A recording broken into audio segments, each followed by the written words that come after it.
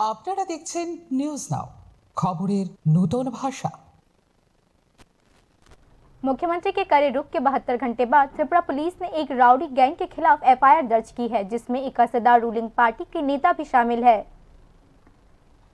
मुख्यमंत्री के कड़े रुख के 72 घंटे बाद त्रिपुरा पुलिस ने एक राउडी गैंग के खिलाफ एफआईआर दर्ज की है, जिसमें एक असरदार रूलिंग पार्टी का नेता भी शामिल है।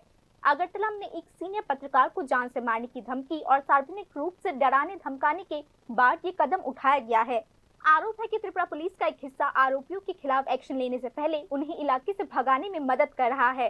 यह तेज कार्यवाही 14 फरवरी को मिलनशोंगा इलाके में हुए एक खतरनाक घटना के जवाब में लिया गया, जहां आज के फुरियाद के एडिटर और न्यूज नाउ के चीफ एडिटर, जो असेंबली ऑफ जर्नलिस्ट के जनरल सेक्रेटरी भी है, उनके घर के सामने एक गैर कानूनी भीड़ से खुलेआम धमकियां दी गई।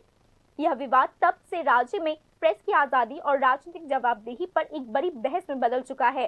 रिपोर्ट के मुताबिक मिलनशोंगा इलाके के एक असरदार रूलिंग पार्टी के नेता और उसके करीबी सहयोगी क्षितिज भट्टाचार्य, नलयलोत, मोन्टू देवनाथ, उदय भास्कर चक्रवर्ती, गौरव रक्षित और अन्य लंबे समय से जमीन हड़पने और जबरदस्ती वसूली के आरोप में जूझ रहे हैं। जब आज के फरियाद ने इस कथित गतिविधि की रिपोर्ट की तो एडिटर और प्लेटफॉर्म से जुड़े पत्रकारों को धमकियां दी गई और बदनाम किया गया, साथ ही संगठित हमले भी किए गए।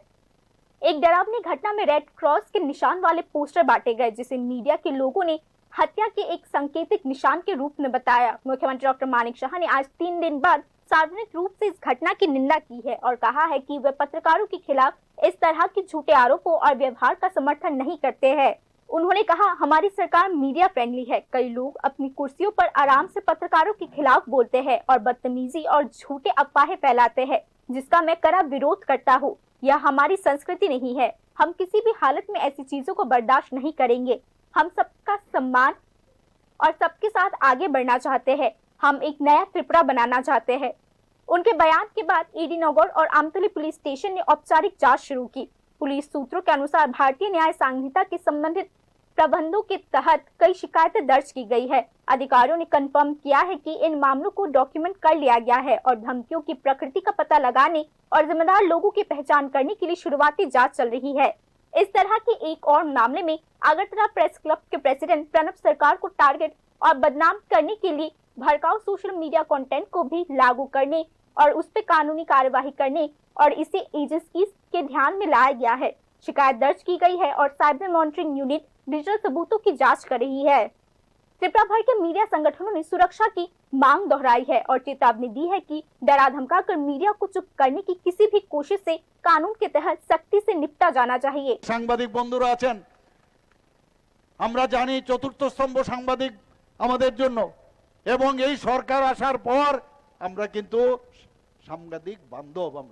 আমরা যেমন সব মানুষের বান্ধব, সবকা সাথ সবকা বিকাশের যে বাজেট এবার এসছে, আমরা সাংবাদিক বান্ধব।